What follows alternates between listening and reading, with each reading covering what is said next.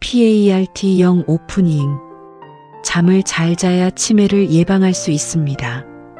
여러분, 이 말 많이 들어보셨죠? 맞습니다. 틀린 말이 아니에요. 수면 중에 뇌가 청소된다는 건 이미 과학적으로 증명된 사실입니다. 그런데 말이죠. 현실을 한번 봐볼까요? 직장인은 야근합니다. 육아하는 부모는 새벽에 일어납니다. 나이 드신 분들은 잠이 줄어듭니다. 수험생은 말할 것도 없죠. 우리 중에 매일 78시간 깊은 잠을 잘 수 있는 사람이 대체 몇 명이나 될까요? 그런데 오늘 제가 굉장히 흥미로운 논문 하나를 들고 왔습니다. 2025년 12월 세계적인 과학 저널 네이처 커뮤니케이션즈에 실린 논문인데요. 논문 제목이 뭐냐면요. 휴먼 CEREBROSPINAL 플루어드 넷플로 Enhanced by Respiration During the Awake State. 한국어로 번역하면 깨어있는 상태에서 호흡이 뇌척수액의 순유량을 증가시킨다. 깨어있는 상태에서 잠을 자지 않아도 호흡만으로 뇌척수액이 더 잘 흐른다. 뇌척수액이 뭔지, 왜 이게 중요한지, 그리고 이 연구가 우리한테 어떤 의미인지 오늘 차근차근 풀어드리겠습니다. 안녕하세요, 여러분. 오늘도 어김없이 찾아왔습니다. 오늘 다룰 내용 미리 예고해드리면요. 첫 번째, 뇌척수액이 뭔지, 왜 뇌청소에서 이게 핵심인지. 두 번째, 기존에는 수면 중에만 이 청소가 된다고 알려졌던 이유. 세 번째, 이번 논문이 발견한 반전, 깨어있을 때도 가능하다. 네 번째, 그 메커니즘, 어떻게 호흡이 뇌척수액을 움직이는가. 다섯 번째, 이 논문의 핵심 주인공 성문호흡, 이게 뭔지. 여섯 번째, 그렇다면 지금 당장 나도 할 수 있나? 솔직하게 얘기해 드릴게요. 일곱 번째, 앞으로의 전망, 치매 예방과 연결될 수 있는가? 꽤 길지만 끝까지 보시면 분명히 건강에 대한 시각이 달라지실 겁니다. 자, 그럼 시작해 볼게요. PART1 뇌척수액이 도대체 뭔가? 자, 첫 번째 파트입니다. 뇌척수액이 뭔지부터 이야기해야 나머지가 이해가 됩니다. 여러분, 우리 뇌가 머릿속에서 어떻게 있는지 상상해 보신 적 있으세요? 뇌는 두개골이라는 단단한 뼈 안에 들어 있습니다. 그런데 뇌가 직접 뼈에 닿아 있으면 어떻게 될까요? 조금만 충격이 와도 뇌가 다치겠죠. 그래서 우리 몸은 정말 기가 막힌 시스템을 만들어 놨어요. 바로 뇌척수액, 영어로 CSF, CEREBROSPINAL 플루어드라고 합니다. 이 뇌척수액이 뇌를 둘러싸고 있는 공간을 채우고 있어요. 마치 물속에 뇌가 떠 있는 것처럼요. 충격이 와도 이 액체가 완충 역할을 해줍니다. 근데 이게 단순히 쿠션 역할만 하는 게 아니에요. 논문에서 정리한 뇌척수액의 역할을 보면요. 첫 번째, 영양소와 호르몬을 뇌 곳곳에 전달합니다. 두 번째, 면역세포를 이동시킵니다. 세 번째, 그리고 가장 중요한 것, 뇌에서 생긴 노폐물을 청소합니다. 뇌에서 생긴 노폐물을 청소한다. 이게 오늘 이야기의 핵심입니다. 우리 뇌는 24시간 쉬지 않고 활동합니다. 신경세포들이 끊임없이 신호를 주고받고 생각하고 판단하고 기억하고 이 과정에서 찌꺼기, 즉 노폐물이 생깁니다. 그 노폐물 중에 특히 악명 높은 게 있어요. 바로 아밀로이드 베타라는 단백질입니다. 이게 뇌에 쌓이면 신경세포를 죽입니다. 그게 바로 알츠하이머, 치매의 주원인이에요. 그래서 이 아밀로이드 베타를 뇌에서 잘 청소해내는 것이 치매 예방에서 엄청나게 중요한 문제입니다. 자, 그러면 뇌척수액은 어떻게 이 청소를 하는 걸까요? 여기서 등장하는 개념이 바로 글림프 시스템입니다. GLYMPHATIC 시스템. 글림프라는 이름은 신경교세포 GLIA와 림프를 합친 말이에요. 2013년에 처음 발견된 비교적 최신 개념입니다. 뇌의 혈관 주변에는 좁은 통로가 있어요. 뇌척수액이 이 통로를 타고 흐르면서 뇌 조직 사이사이를 씻어냅니다. 그러면서 아밀로이드 베타 같은 노폐물을 끌고 나가는 거예요. 마치 도시의 하수도 시스템처럼요. 근데 이 글림프 시스템 언제 가장 잘 작동할까요? 바로 이게 오늘의 첫 번째 포인트입니다. PART, 이 기존 상식 뇌 청소는 잘 때 된다. 자, 기존 과학계의 상식을 먼저 정리해 드릴게요. 2019년 사이언스라는 세계 최고 권위의 과학 저널에 획기적인 연구가 실렸습니다. 연구 내용을 간단히 요약하면요. 우리가 잠들면 뇌에서 전기 신호가 느려지면서 대규모 뇌척수액의 파도가 생긴다. 그 파도가 뇌 속 노폐물을 쓸어내는 청소를 한다는 거예요. 특히 깊은 수면 단계, 서파 수면이라고 하는 상태에서 이 청소가 가장 활발하게 일어납니다. 그래서 잠을 잘 자야 치매를 예방한다는 말이 나온 거예요. 과장이 아니라 과학적 근거가 있는 말이었던 겁니다. 그리고 또 하나, 기존에는 뇌척수액을 움직이는 주요 동력이 뭐냐면 심장 박동이라고 생각했어요. 심장이 쿵 뛸 때마다 혈관이 팽창하고 그 압력이 뇌 안의 액체에도 전달되면서 뇌척수액이 출렁거린다는 거죠. 실제로 뇌척수액의 흐름을 MRI로 측정해 보면 심장이 뛰는 리듬에 맞춰서 뇌척수액이 파동치는 게 보입니다.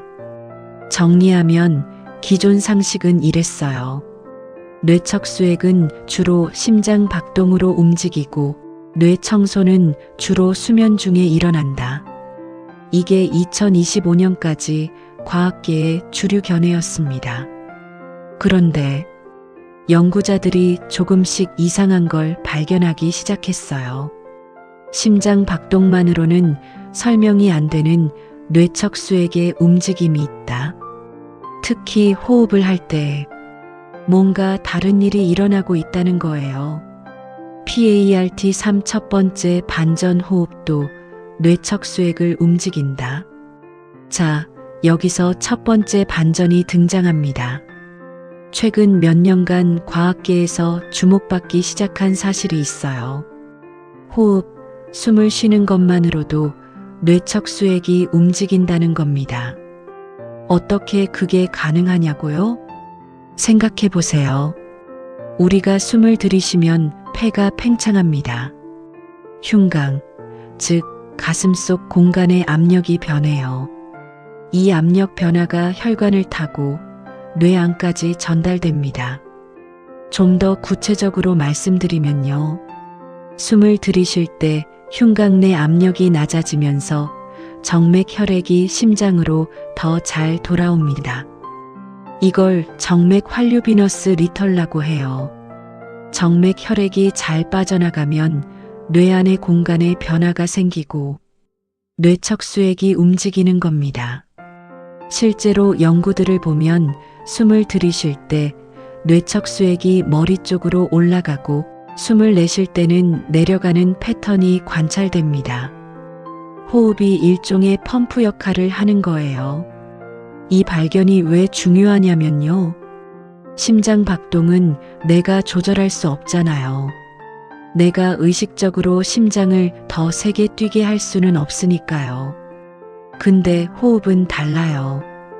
호흡은 자동으로도 이루어지지만 내가 의식적으로 조절할 수도 있어요. 더 깊이 쉴 수도 있고 더 천천히 쉴 수도 있어요. 즉, 호흡이 뇌척수액을 움직인다면 우리가 호흡을 조절함으로써 뇌척수액의 흐름을 조절할 수 있다는 가능성이 열리는 겁니다. 이게 이번 연구의 출발점이에요.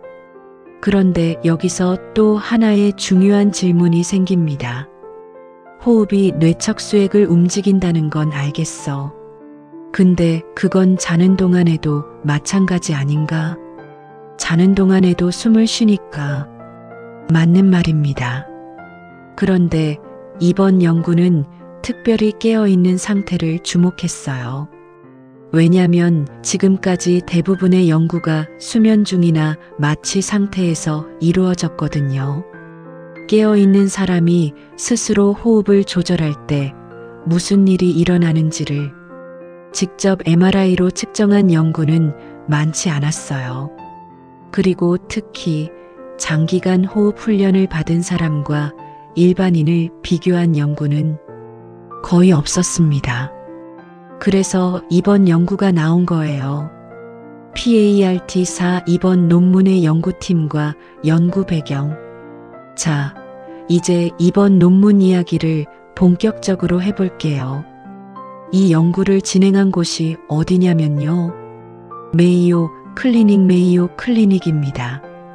미국 미네소타 주 로체스터에 있는 병원인데요. 누즈위크 2025년 세계 최고 병원 1위에 선정된 곳입니다. 미국에서 메이오 클리닉이라고 하면 보통 사람들은 거기서 진단받으면 진짜라는 인식이 있을 정도로 권위 있는 기관이에요. 이 연구의 주요 저자 중에 한국인 연구자가 있습니다. 임석빈 연구원, 그리고 교신 저자 중 한 분인 폴 H. 민 교수님이에요. HWPX 파일을 보면 임석빈 연구원이 직접 쓴 연구 소개가 있는데요. 굉장히 인상적인 내용이 있어요. MRI 촬영을 하던 중 호흡 수련자 한 분 당시 약 80세, 5년간 성문호흡 수련의 측내실 영상을 촬영하는데 이분이 깊은 호흡을 할 때 뇌 안쪽 깊은 곳에서 뇌척수액이 분수처럼 솟구치는 패턴이 MRI에 잡혔다고 합니다. 연구자 본인도 굉장히 충격적이고 신기했다고 표현했어요. 마치 호흡이 펌프 역할을 해서 뇌척수액이 분수에서 물이 솟구치는 것처럼 측내실 특정 영역에 영향을 주고 있었다. 그 분수가 나온 곳이 어디냐면요.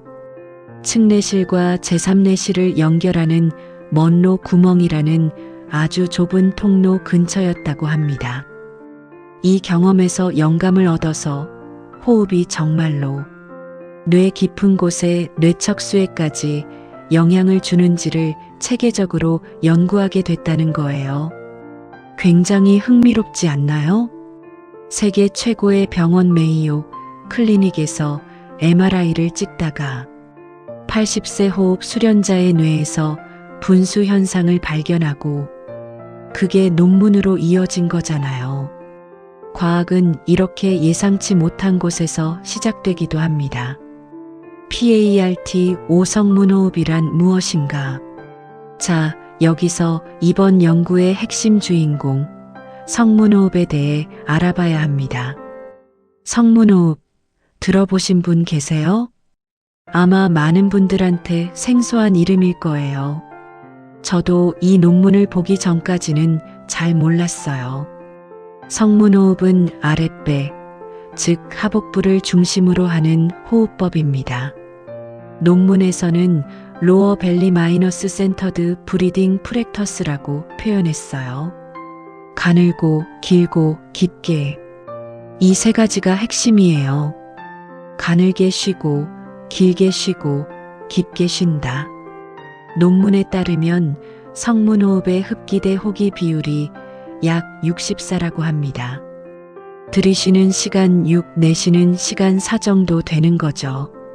일반적인 복식 호흡보다 훨씬 긴 호흡 사이클입니다. 그리고 이게 단순히 배로 숨쉬기가 아니에요. 성문호흡은 체계적인 프로그램입니다. 논문에서 설명한 수련 세션을 보면요. 한 세션이 약 90분이에요. 준비 운동인 체조 10분, 행공이라는 전신 자세 운동이 14분, 본격적인 호흡 수련 48분, 마무리 스트레칭 12분으로 구성되어 있어요. 행공은 12가지 전신 자세를 각각 2분씩 유지하는 거라고 합니다. 그리고 이 프로그램이 단순히 호흡 기술을 가르치는 게 아니라 몸의 인식, 자세 안정, 횡격막 활성화를 통해 자연스러운 호흡이 일상에서 습관화되도록 한다는 거예요. 여기서 중요한 포인트. 이 논문에 참여한 훈련 그룹의 평균 수련 기간이 얼마냐면요. 약 10년입니다. 평균 9.98년, 표준 편차 8.98년. 10년. 단순히 몇 달 연습했더니 효과가 났다가 아니에요. 평균 10년간 꾸준히 수련한 분들이에요. 이 부분 뒤에서 다시 중요하게 다룰 거예요. 절대 잊지 마세요. PART-6 연구 설계 어떻게 측정했나? 자, 이 연구가 어떻게 진행됐는지 설명해 드릴게요. 먼저 참가자 구성입니다. 훈련 그룹 T 성문호흡 1년 이상, 수련자 20명, 평균 나이 58.1세. 일반 그룹 NT 특별한 호흡 훈련 없는 일반인 25명, 평균 나이 49.2세. 이 두 그룹에서 중요한 기준을 하나 잡았어요. 혈압, 심박수는 두 그룹 사이에 유의미한 차이가 없었습니다. 이게 왜 중요하냐면요. 만약 혈압이나 심박수가 달랐다면 뇌척수액 차이가 호흡 때문인지 아니면 그냥 심혈관 상태 때문인지 알 수 없거든요. 두 그룹의 기초 건강 상태가 비슷한 상태에서 비교했다는 거예요. 측정 방법은 페이지 마이너스 컨트래스트 MRI, 위상 대비 자기 공명 영상이라는 기술을 썼어요. 이 기기가 뭘 하냐면요. 뇌척수액이 흐르는 속도와 방향을 실시간으로 측정해요. 초당 5번 이상 측정할 수 있는 고해상도 기술이에요. 측정 부위는 두 곳. 첫 번째는 대후 두공 퍼레이먼 매그넘 FM. 뇌와 척수가 연결되는 목 부분에 큰 구멍이에요. 뇌척수액이 머리와 척수 사이를 오가는 주요 통로입니다. 두 번째는 측내실레터럴 벤트리컬 LV. 뇌 안쪽 깊은 곳에 있는 공간이에요. 뇌척수액이 만들어지는 곳이기도 하고 기억과 관련된 해마 옆에 위치해 있어요. 그리고 각 참가자는 두 가지 조건에서 측정을 받았어요. 조건 1 일반 호흡 레귤러 브리딩 평소 자연스러운 호흡. 조건 2 깊은 호흡 디프 브리딩 의도적으로 천천히 깊게 쉬는 호흡. 깊은 호흡 조건에서는 과호흡이나 숨, 멈춤 없이 느리고 자연스럽고 지속 가능한 방식으로 호흡하도록 안내했어요. 또한 동시에 횡격막 움직임도 MRI로 촬영했어요. 딥러닝 기술 DEPL-ABCUT를 써서 횡격막이 얼마나 움직이는지도 정밀하게 분석했고요. 이 실험에서 측정한 뇌척수액 관련 지표들이 뭔지 간단히 설명해 드릴게요. 4가지가 핵심입니다. 첫 번째, 평균 최고 속도 CSF 민 피크 벌라서티. 심장 박동에 맞춰 출렁이는 뇌척수액의 최고 속도. 두 번째, 평균 속도 CSF 민 스피드 방향 관계없이 뇌척수액이 얼마나 빠르게 움직이는지. 세 번째, 변이 CSF 디스플레이스먼트 한 호흡 사이클 동안 뇌척수액이 얼마나 많이 이동했는지의 총량. 네 번째, 순유량 CSF 넷플로 방향성 있는 이동, 즉 한쪽으로 얼마나 순 이동했는지. 이 중에서 특히 순유량 넷플로이 가장 중요해요. 순유량이 높다는 건 뇌척수액이 단순히 앞뒤로 출렁거리는 게 아니라 실제로 한쪽 방향으로 흘러간다는 뜻이거든요. 청소가 효과적으로 이루어지려면 이 순유량이 높아야 합니다. 그냥 제자리에서 출렁거리는 것과 실제로 흘러가는 것은 다르니까요. PART7 연구 결과 숫자로 보는 놀라운 차이. 자, 드디어 결과입니다. 어떻게 나왔을까요? 결과를 4가지로 정리해 드릴게요. 결과 1. 깊은 호흡은 일반인도 효과 있다. 일반 그룹도 훈련 그룹도 깊은 호흡을 하면 뇌척수액의 변이 디스플레이스먼트가 증가했습니다. 두 그룹 모두에서 통계적으로 유의미한 증가가 나왔어요. 이건 중요한 포인트입니다. 깊게 숨 쉬면 뇌척수액이 더 움직인다는 게 호흡 훈련자만의 이야기가 아니라는 거죠. 누구든 지금 당장 깊게 숨을 쉬면 뇌척수액이 더 많이 움직입니다. 특히 대호두공 부위에서 이 효과가 두드러졌어요. 결과 2. 그러나 훈련 그룹은 차원이 다르다. 여기서 두 번째 결과, 그리고 오늘 영상의 핵심이 나옵니다. 훈련 그룹과 일반 그룹을 비교했을 때 차이가 어마어마합니다. 대호두공에서 깊은 호흡 시 뇌척수액 변이를 비교하면요. 일반 그룹 0.2ml, 훈련 그룹 0.59ml, 훈련 그룹이 약 2.7배 더 많이 움직입니다. 순유량 비교를 보면 더 극명합니다. 대호두공에서 깊은 호흡 시 순유량, 일반 그룹 37.3마이크로리터, 훈련 그룹 70.3마이크로리터, 거의 2배 차이가 납니다. 그런데 진짜 충격적인 수치는 여기서 나옵니다. 대호두공에서 일반 호흡 시 뇌척수액 변이, 일반 그룹 일반 호흡 0.09ml, 훈련 그룹 일반 호흡 0.25ml, 훈련 그룹은 평소에 그냥 숨만 쉬는데 일반 그룹이 깊게 호흡하는 것보다 뇌척수액이 더 많이 움직인다는 겁니다. 다시 말할게요. 성문호흡 수련자가 평상시에 그냥 자연스럽게 숨을 쉬는 상태에서 측정한 뇌척수액 변이가 일반인이 의도적으로 깊게 호흡할 때와 비슷하거나 더 높아요. 그리고 측내실, 뇌 깊은 곳에서도 흥미로운 결과가 나왔습니다. 일반 호흡 시 측내실 순유량, 일반 그룹 4.25 마이크로리터, 훈련 그룹 10.78 마이크로리터, 2.5배 차이가 납니다. 이게 왜 중요하냐면요.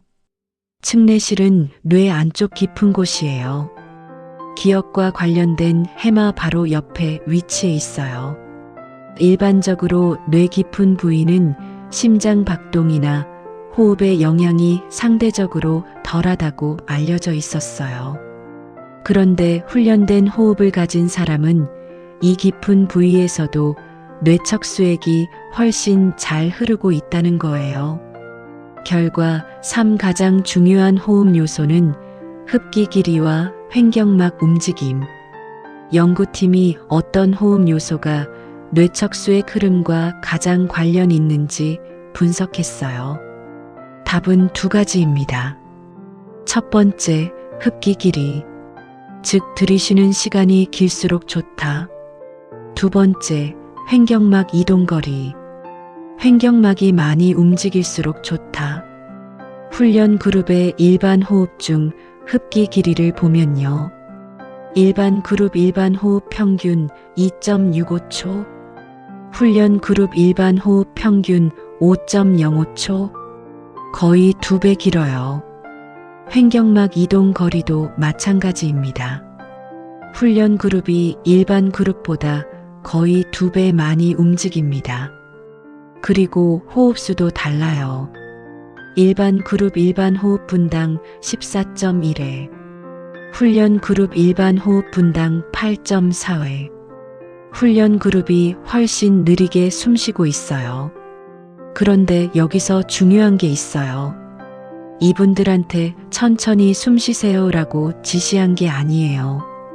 자연스럽고 지속 가능한 호흡을 하세요라고 했을 뿐인데 훈련 그룹의 자연스러운 호흡이 이미 훨씬 느리고 깊었다는 겁니다. 10년 수련으로 호흡 자체가 바뀐 거예요. 결과 4메커니즘 어떻게 호흡이 뇌척수액을 움직이나, 연구팀이 호흡이 뇌척수액을 움직이는 경로를 2가지로 분석했어요. 경로 1 기계적 경로 머케니컬 패스웨이, 호흡 흉강 압력 변화 정맥 혈액 흐름 변화 뇌척수액 이동. 이걸 구체적으로 설명하면요. 숨을 들이쉴 때 흉강 압력이 낮아지면서 정맥혈이 심장으로 더 잘 돌아옵니다. 두개골 안에서 정맥혈이 빠져나가는 공간이 생기면서 뇌척수액이 머리 쪽으로 올라오는 거예요. 이 경로는 측내 실내 깊은 곳에서 주된 역할을 합니다. 경로 2 자율신경 경로 오토나믹 패스웨이, 호흡성 동성 부정맥 RSA 심장 박동 변화 뇌척수액 이동. 좀 더 설명드리면요. 숨을 들이쉴 때 심장이 조금 빠르게 뛰고 내쉴 때 조금 느리게 뛰는 현상이 있어요. 이걸 호흡성 동성 부정맥이라고 합니다. 정상적인 현상이고 부교감신경이 잘 작동하고 있다는 신호예요. 이 경로는 대우두공, 즉 뇌와 척수가 연결되는 부분에서 주된 역할을 합니다. 정리하면 호흡은 2가지 경로로 뇌척수액을 움직입니다. 기계적으로도 움직이고 자율신경을 통해서도 움직입니다. 그리고 훈련 그룹은 2 경로 모두에서 일반 그룹보다 더 강한 신호를 보였어요. PART8 2번째 반전. 그럼 나도 당장 할 수 있는 건가요? 자, 여기서 많은 분들이 궁금해하실 질문이 나옵니다. 그럼 나도 지금 당장 깊게 숨 쉬면 뇌가 청소되는 건가요? 솔직하게 말씀드릴게요. 이 질문에 대한 답이 이 영상에서 제가 가장 강조하고 싶은 부분입니다. 2가지로 나눠서 이야기해야 해요. 첫 번째, 지금 당장 깊게 숨 쉬면 효과가 있는가? 네, 있습니다. 논문에서 명확하게 나왔어요. 일반인 그룹도 깊은 호흡을 하면 일반 호흡에 비해 뇌척수액 변이가 의미 있게 증가했습니다. 특히 대우두공 부위에서요. 그러니까 지금 이 영상을 보시면서 잠깐 숨을 천천히 깊게 들이쉬면 그 순간 뇌척수액은 실제로 더 많이 움직입니다. 이건 사실입니다.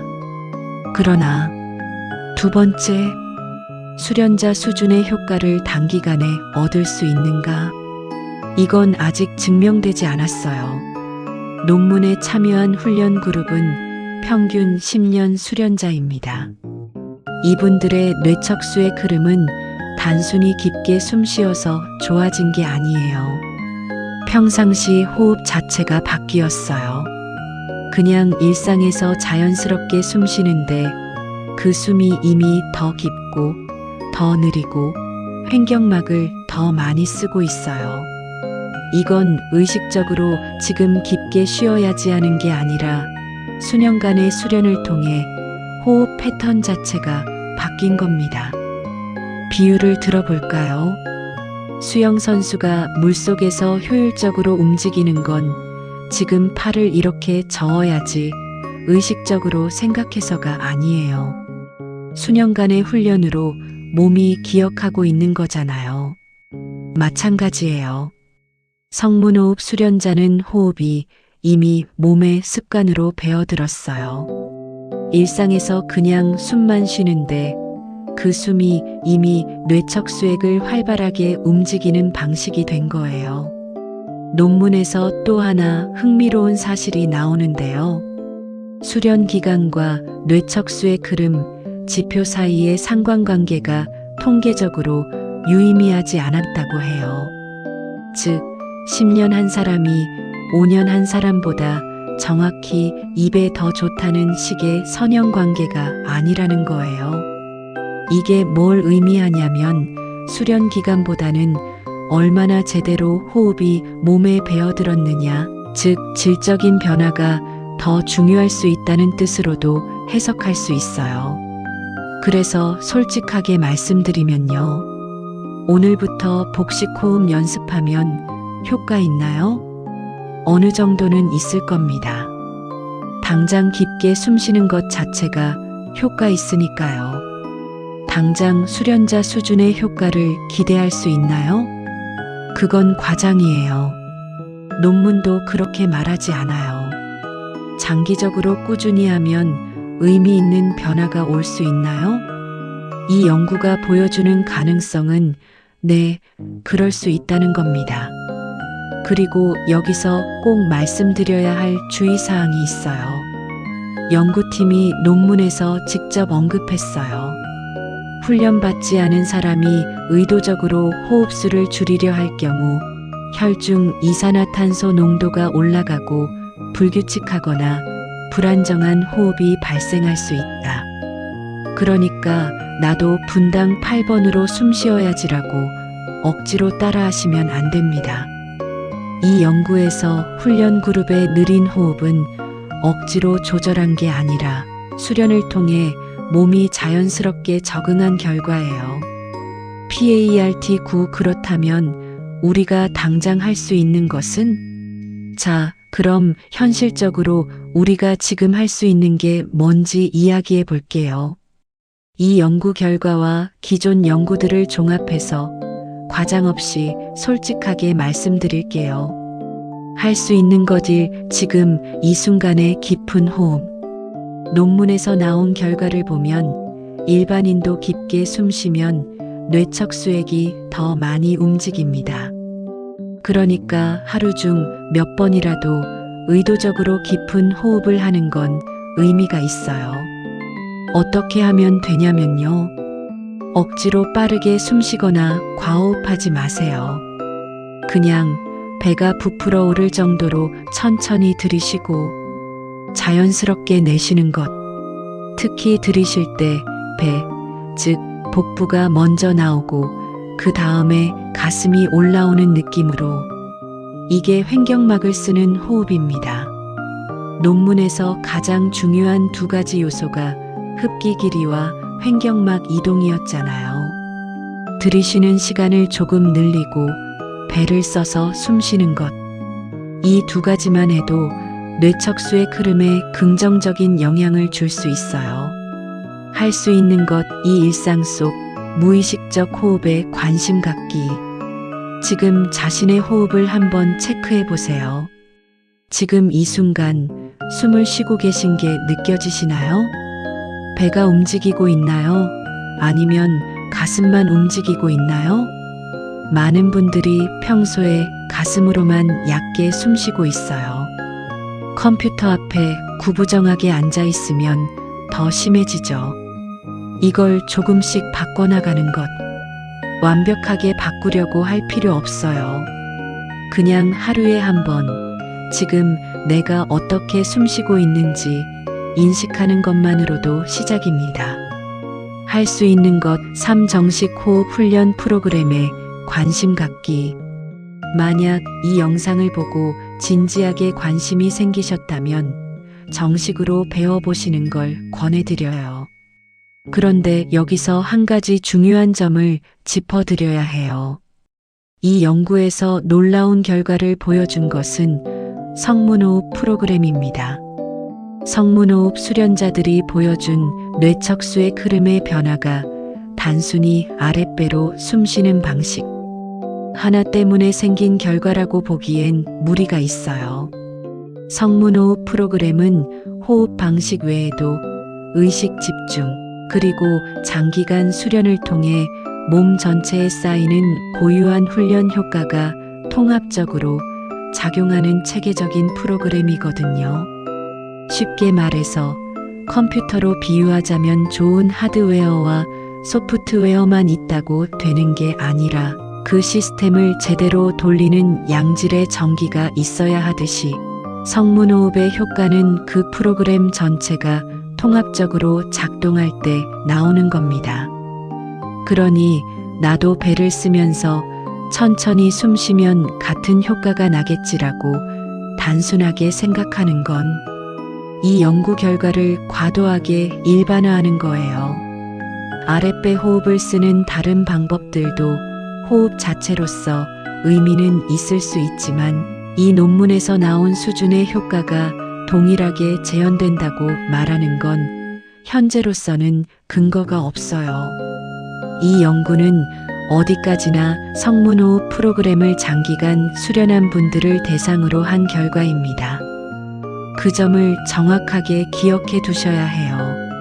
할 수 있는 것사 일상 속 자연스러운 호흡 유발 행동들.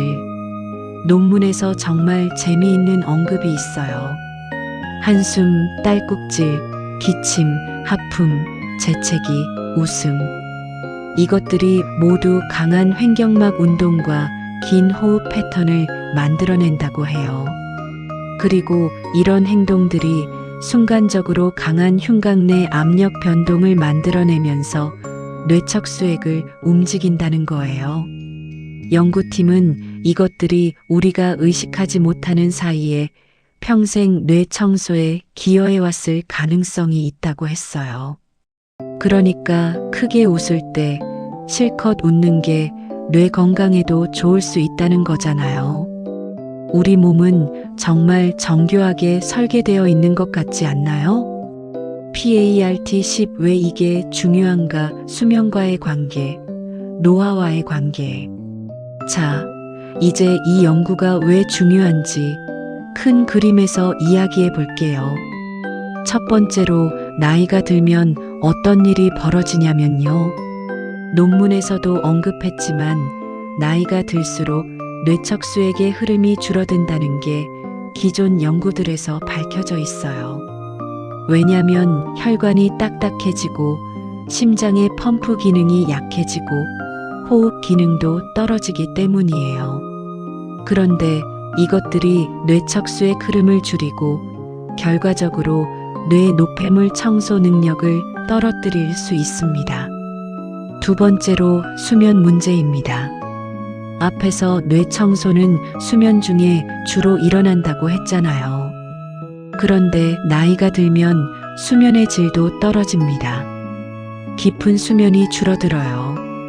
불면증도 많아지고요. 그러면 뇌 청소가 제대로 안 될 가능성이 커지는 거예요. 바로 여기서 이번 연구의 의미가 빛납니다. 수면 중에만 뇌가 청소된다면 잠 못 자는 사람은 속수무책이에요. 그런데 이 연구는 뭐라고 하냐면요. 깨어있는 상태에서 호흡을 통해서도 뇌척수액을 움직일 수 있다. 이건 정말 중요한 발견이에요.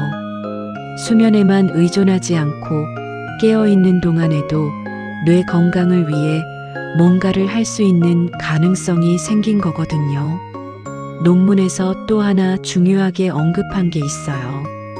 고혈압이나 심부전 환자는 글림프 시스템, 즉 뇌 청소 시스템이 손상되어 있다는 연구들이 있어요.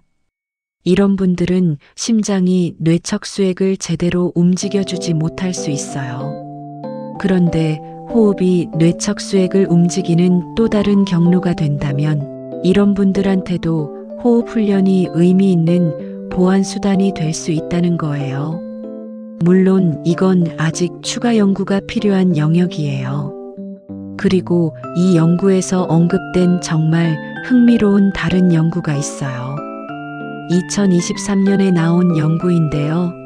호흡 훈련을 통해 호흡성 동성 부정맥, 즉 자율신경 균형을 강화했더니 혈중 아밀로이드 베타와 타우 단백질 수치가 낮아졌다는 겁니다. 아밀로이드 베타와 타우 단백질, 이거 알츠하이머, 치매의 핵심 바이오마커예요. 호흡 훈련 자율신경 균형 강화 치매 관련 단백질 감소. 이런 연결고리가 보이기 시작하는 거예요. PART11 이 연구의 한계와 앞으로의 과제. 자, 여기서 잠깐. 저는 이 영상에서 과학적 사실을 정확하게 전달하고 싶어요. 그러려면 이 연구의 한계도 솔직하게 말씀드려야 합니다. 한계 첫 번째, 샘플 크기가 작습니다. 훈련 그룹 20명, 일반 그룹 25명, 총 45명이에요. 통계적으로 의미 있는 결과가 나오긴 했지만 숫자가 더 많은 연구에서도 같은 결과가 나오는지 확인이 필요합니다.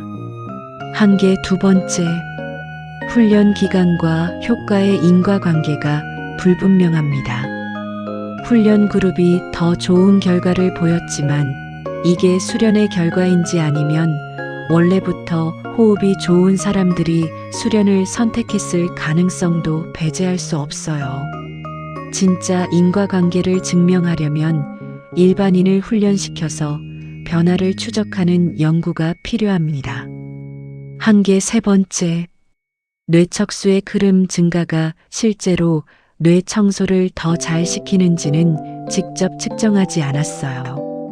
뇌척수액이 더 많이 움직이면 노폐물 청소가 더 잘 될 거라는 건 논리적인 추론이지만 이 연구에서 직접 아밀로이드 베타 수치 같은 걸 측정한 건 아니에요. 한계 네 번째, MRI 스캐너 안에서 측정한 호흡이 일상적인 호흡 패턴을 반영하는지가 불확실합니다. MRI 기계 안은 좁고 시끄러워요. 그 환경에서 평소와 똑같이 숨쉬기가 쉽지 않거든요. 그런데 이런 한계에도 불구하고 이 연구가 왜 네이처 커뮤니케이션즈에 실렸냐면요. 이전에 이런 방식으로, 이런 대상으로, 이런 측정을 한 연구가 없었기 때문입니다. 새로운 영역을 개척했다는 의미가 있어요. 연구팀도 이미 후속 연구를 계획하고 있다고 밝혔어요.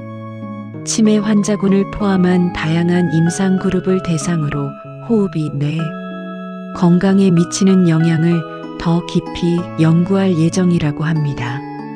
PART12 큰 그림 호흡이라는 생체 기술. 자, 마지막으로 이 연구가 제시하는 가장 큰 그림을 이야기해 볼게요. 논문의 결론 부분에서 연구팀이 쓴 표현이 정말 인상적이었어요.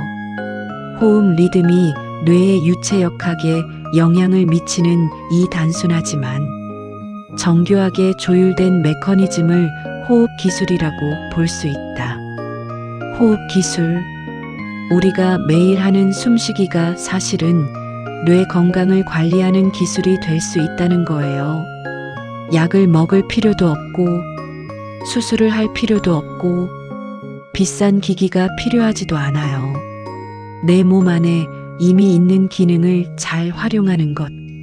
논문에서 또 하나 인상 깊은 문장이 있어요. 호흡 훈련은 특히 심혈관 기능이 저하된 개인에게 거시적 뇌척수액, 역학을 지원하는 실현 가능하고 유망한 비침습적 개입으로 자리매김할 수 있다. 현재 뇌척수의 흐름을 조절하는 임상적 방법들은 대부분 침습적, 즉 수술이나 약물이에요. 그런데 호흡 훈련이 비침습적으로, 즉 아무런 의료 시술 없이 이 흐름에 영향을 줄 수 있다면 이건 엄청난 가능성이에요. 그리고 저는 개인적으로 이 연구에서 또 하나 의미 있게 보는 부분이 있어요. 성문호흡은 한국의 전통적인 수련 방법이에요. 오랫동안 몸에 좋다고 알려져 왔지만 과학적으로 왜 좋은지 설명되지 않았던 부분이 있었죠. 그런데 세계 최고 병원 메이오 클리닉에서 최신 MRI 기술로 네이처 커뮤니케이션즈에 실린 연구를 통해서 과학적으로 그 메커니즘이 밝혀지기 시작한 거잖아요. 동양의 오래된 지혜와 현대 과학이 만나는 지점. 이게 굉장히 의미 깊다고 생각합니다. 그런데 여기서 한 가지 더 생각해 볼 게 있어요. 이 연구 논문은 현대 의과학적으로 측정 가능한 영역, 즉 신체적이고 물리적인 부분을 정량화해서 분석한 겁니다. MRI로 뇌척수액의 속도와 양을 재고 횡격막의 움직임을 측정하는 방식이죠. 그런데 성문호흡 수련자들이 말하는 수련의 효과는 이 측정값 하나로 다 설명되지 않을 수 있어요. 현대 과학이 아직 측정하거나 설명하지 못하는 영역이 수련에는 있을 수 있거든요. 그래서 이 논문이 성문호흡의 효과를 과학이 완전히 증명했다는 의미가 아니라 현대 과학이 접근 가능한 부분에서 의미 있는 결과를 확인했다는 의미로 이해하는 것이 더 정확합니다. 과학적 측정은 수련의 일부를 보여주는 창문이지 수련 전체를 담는 그릇은 아닐 수 있어요. PART 13 자주 할 수 있는 질문들 Q&A. 자, 이 영상을 보시면서 떠오를 만한 질문들을 미리 답해 드릴게요. Q1. 성문호흡이 아닌 다른 복식 호흡도 같은 효과가 있을까요? 결론부터 말씀드리면 그렇다고 할 수 없어요. 이 연구는 성문호흡 프로그램을 장기 수련한 분들과 일반인을 비교한 겁니다.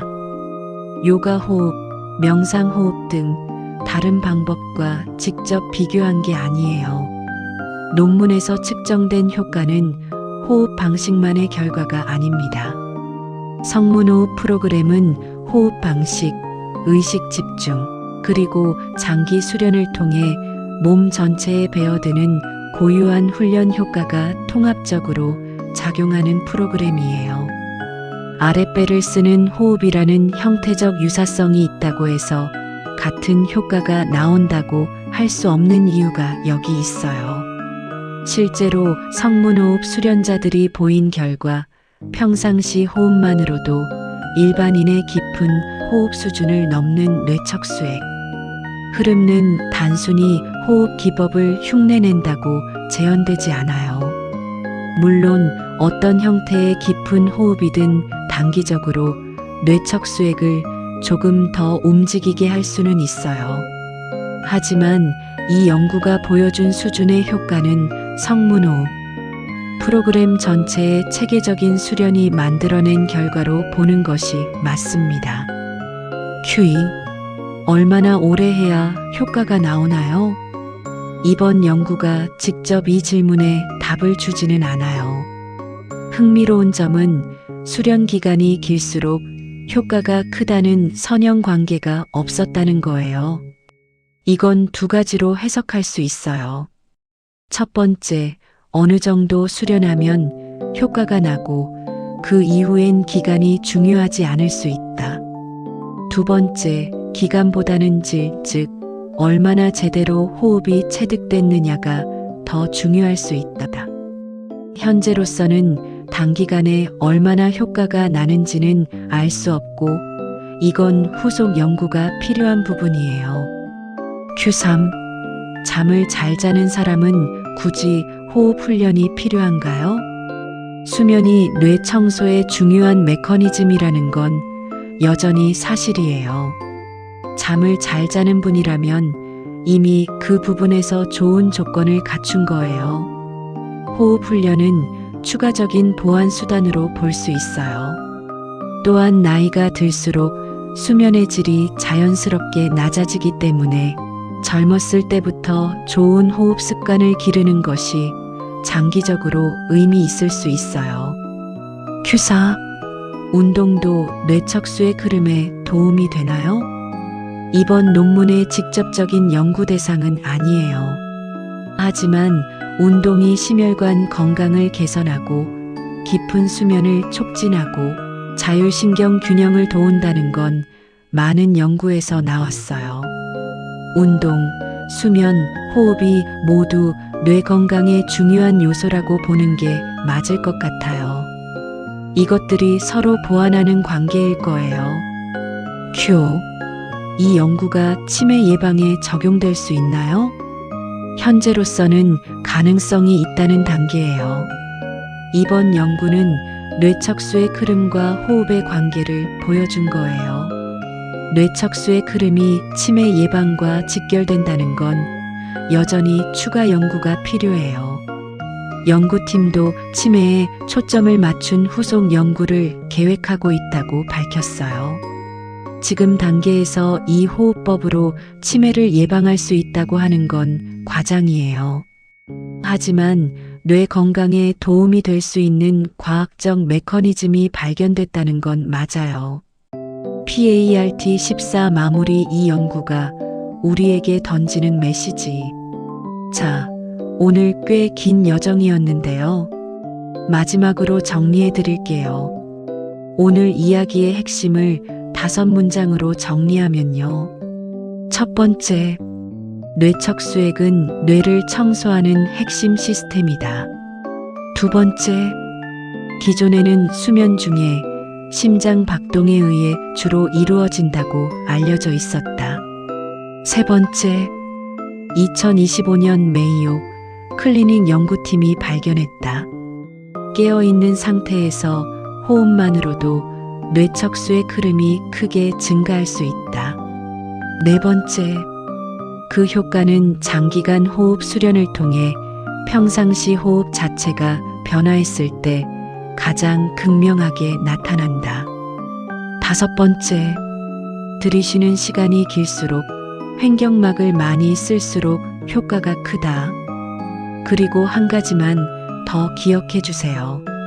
이 연구는 지금 당장 몇 번 깊게 숨 쉬면 뇌가 청소된다는 이야기가 아닙니다.